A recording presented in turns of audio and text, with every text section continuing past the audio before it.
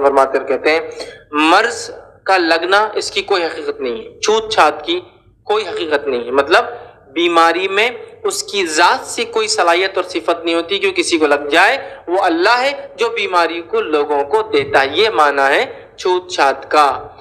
بیماری خود سے نہیں لگتی، بیماری متعدی نہیں ہوتی، معنی یہ ہے کہ بیماری میں خود سے یہ صفت نہیں ہوتی کہ کسی کو لگ جائے، وہ اللہ تعالیٰ ہے جو اس کو صفت دیتا ہے لگنے کی، مطلب اللہ کی طرف سے لگتی ہے، اس میں ذاتی صفت نہیں ہوتی ہے۔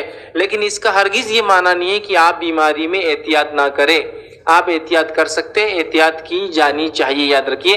اس لیے کہ نبی اکرم صلی اللہ علیہ وسلم نے خارشی اونٹوں کو بغیر خارشی اونٹوں سے الگ کرنے کا حکم دیا، کہا جن اونٹوں کو کھجلی ہے ان کے باڑے الگ کرو اور جن کو کھجلی نہیں ہے ان کے باڑے الگ کرو۔ اونٹ کو جب کھجلی ہوتی ہے وہ اپنے دانتوں سے کھجا کھجا کر اپنے بالوں کو نکال کر اپنے جلد کو بھی کھا جاتا ہے، خون نکال دیتا ہے، تو کہا الگ رکھو، کیوں؟ یہی احتیاط ہے۔ لیکن بیماری میں خود سے پھیلنے کی صلاحیت نہیں ہوتی ہے، اللہ تعالیٰ دیتا ہے۔ مشرکین مکہ میں عقیدہ یہ تھا بیماری خود سے پھیل سکتی ہے، تو اسی لیے کہا گیا کہ کوئی بیماری اپنے آپ سے نہیں پھیلتی، اللہ تعالیٰ ہے جو اس کو آگے بڑھاتا ہے۔ سمجھے آپ بات کو؟ یہ تو کہا آپ سے فرماتے ہیں لا ادوا، کوئی مرض خود سے لگنے کی صلاحیت نہیں رکھتا، ولا طیرہ، اور اللہ نے فرمایا کہ جو ہے مرض نہیں جاتا، اور نحوست کی کوئی حقیقت نہیں، بد فالی کی، بد شگونی کی کوئی حقیقت نہیں، ولا طیرہ۔ ٹھیک، وہ جو عرب کیا کرتے تھے، پرندے کو لے کے اڑاتے تھے، سیدھے طرف گیا کام کرنا ہے، الٹے طرف گیا کام نہیں کرنا ہے، تو کہا بد فالی کی، بد شگونی کی کوئی حقیقت نہیں ہے، مطلب کسی چیز کی وجہ سے خیر اور شر کا جو انسان عقیدہ رکھتے اس کی کوئی ریالٹی نہیں ہے، آپ نے فرما دیا۔ تیسرا فرمایا ولا حامہ، اور پھر فرما کہا اسی طرح جو ہے نہ الو کی کوئی حقیقت نہیں ہے۔ مشرکین مکہ میں یہ بھی ایک عقیدہ تھا کہ الو جس جگہ چلائے وہاں نحوست آتی ہے، وہاں بد شگونی ہوتی ہے، وہاں برائی آتی ہے الو کے چلانے۔ اب یہ ایک عجیب بات ہے، ایک جگہ عربوں میں یہ عقیدہ ہے کہ الو چلائے تو برائی آتی ہے، ایک جگہ یورپ میں یہ عقیدہ ہے کہ الو بڑا ہوشیار ہوتا ہے۔ اب کیا ماننا چاہیے؟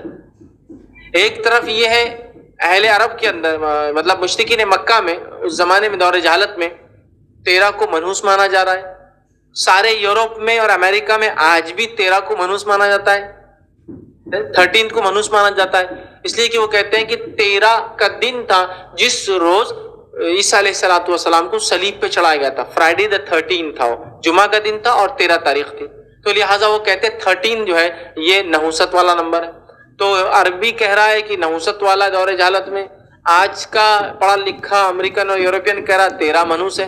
اس حد تک منحوس ہے 13 کہ اگر آپ کو اگر نالج ہوگا یورپ اور امریکہ میں 13 فلور نہیں ہوتا بلڈنگز میں، 11 12 14، آپ بولیں گے 13واں کیا نہیں ہوتا ہے؟ اس کی نحوست سے بچنے کے لیے گنتی کے اعتبار سے 13ویں جگہ پہ 14 ہوتا ہے، لیکن وہاں آپ کو یہی حقیقت دیکھنا ہے تو یورپین فلائٹس میں اگر آپ نے کبھی سفر کیا ہو تو آپ سیٹس دیکھیں گے، فرسٹ کلاس کی سیٹ شروع میں ہوتی ہے 1 2 3 4 ان کی ABCD سیریز، اس کا شروع ہوتا ہے 10 نمبر سے شروع ہوتا ہے، 10 11 14 15 16 17، سیٹس بھی نہیں ہوتا، 13 نمبر کی سیٹ بھی نہیں ہوتی فلائٹس میں، گھر نہیں ہوتا، فلائٹ کا نمبر 13 نہیں ہوتا، 11 12 14 15 16 17 13 نہیں، اسٹریٹ کے نمبر 11 12 14 15 اور 13 کا ہے غائب، نحوست مانتے۔ اچھا وہیں چائنیز کلچر میں 13 خیر کلانے والا ہے، اب کیا ماننا؟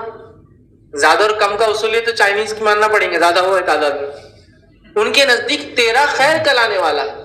کیوں خیر کلانے والا ہے؟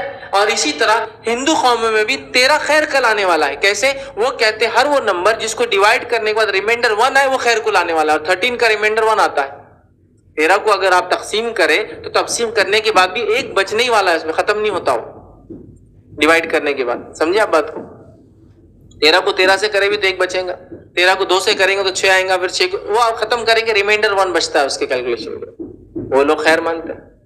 سمجھ رہا؟ تو بہرحال عجیب و غریب فلسفہ، ایک طبقہ بولیں گا یہ خیر ہے 13، دوسرا کہہ رہا یہ شر ہے، سمجھ رہا؟ تب مانا کس کا جائے؟ یہ سب توہم ہے، اس کی کوئی حقیقت نہیں، کوئی 13 برا نہیں ہے، کوئی بلی کا جانا منحوس نہیں ہے، کوئی میٹھا چیز کھانے سے خیر اور تیز چیز کھا کر کے تو شر آتا ہے، ایسا کچھ بھی نہیں ہے، یہ سب ہمارے توہم ہے۔ تو آپ صلی اللہ علیہ وسلم فرماتے ہیں کہ بیماری خود سے متعدی نہیں ہوتی، وہم توہم شگن کی کوئی حقیقت نہیں ہے، الو کی کوئی حقیقت نہیں ہے۔ پھر فرمائے والا سفر، سفر کی بھی کوئی حقیقت نہیں ہے، کیونکہ دور جہالت میں مشرکین مکہ سفر کو منحوس مانتے تھے۔ نبی اکرم صلی اللہ علیہ وسلم کہہ رہے سفر کی کوئی حقیقت نہیں ہے، مطلب سفر منحوس نہیں ہے۔ کتنی افسوس کی بات ہے کہ نبی اپنے زبان سے کہے سفر منحوس نہیں ہے اور اس کا امتی کہے نہیں سفر منحوس ہے۔ 13 تاریخ سفر کی تو الٹیمیٹ منحوس ہے نا، 13 تیز یا بس حال میں بس آنے والی ہے، آج 9 سفر ہے تقریباً، تو اب حال میں آنے والی ہے 13، بہت تیزی بہت فاسٹ چلنے والی وہ دن۔ پھر غیر مسلم آئیں گے، مسلمان جو اپنے صدقات نکالیں گے، انڈا، بھلاواں، لیمبو، لال مرچ، ہری مرچ، تیل، نمک، ہلدی اور مرچی ڈالیں گے، اور وہ غیر مسلم میں سے ٹرے اور تش لے کر آئیں گے، اس کے اندر وہ ساری چیزیں دیں گے، پھر ایک تھیلے کے اندر ان میں کیا ڈالیں گے، آٹا دیں گے ان کو۔ یہ سب چیزیں یاد یہ سب ہوتی تھی اور آج بھی ہوتی ہے۔ یہ الگ بات ہے کہ اللہ نے ہمیں محفوظ رکھا تو ایک الگ بات ہے، لیکن یہ سب ہوتا تھا، اور آج بھی جہاں کتاب و سنت کا صحیح عقیدہ نہیں، آج بھی یہ سب ہونے والا ہے، ہو رہا ہے، اور شاید اللہ رحم کرے اگر ہم نے علم حاصل نہ کیا، اسلام پر عمل نہ کیا تو یہ ہوتا رہے گا، ایسا لگ رہا ہے معاملہ ہو رہا ہے یہ ساری چیز، ٹھیک ہے۔ تو کہا ایسی کوئی حقیقت نہیں۔ اسی طرح ایک روایت کے اندر جو صحیح مسلم کے اضافی لفظ یہ ہے لا ادوا، مطلب چھوت چھات کی کوئی حقیقت نہیں، ولا سفر، اور سفر کی کوئی حقیقت نہیں، ولا غول، اور بھوت پریت جیسی کوئی چیز نہیں ہوتی، بھوت پریت نہیں ہوتے۔ پھر کیا ہوتا ہے؟ یہ شیطان ہوتے ہیں جو انسانوں کو تکلیف دینے زندہ یا مردوں کی شکل میں آتے ہیں، یا مختلف قسم کی گندی گندی شکلوں میں آتے ہیں تاکہ انسان ڈر جائے، اور بھوت پریت والا عقیدہ ہے۔ تو بھوت پریت کچھ نہیں، دنیا میں کیا کیا ہے؟ انسان ہے جو سب سے بڑا شیطان خود ہی ہے، اس سے بڑا شر کرنے والا کوئی نہیں ہے، تو کیا بھوت اور کیا پریت، ٹھیک ہے۔ دوسرا جن ہے جو انسانوں کو تنگ کرتے دکھتے نہیں، اور تیسرے فرشتے، اس کے علاوہ کچھ بھی نہیں ہے، اور بھوت پریت جیسی کوئی چیز نہیں ہے، ٹھیک ہے۔ جیسے ہمارے پاس پریوں کا اور پتہ نہیں کیا کیا عقیدہ ہوتا ہے، کوئی پری اور کوئی بھوت پریت نہیں ہوتا، ٹھیک ہے۔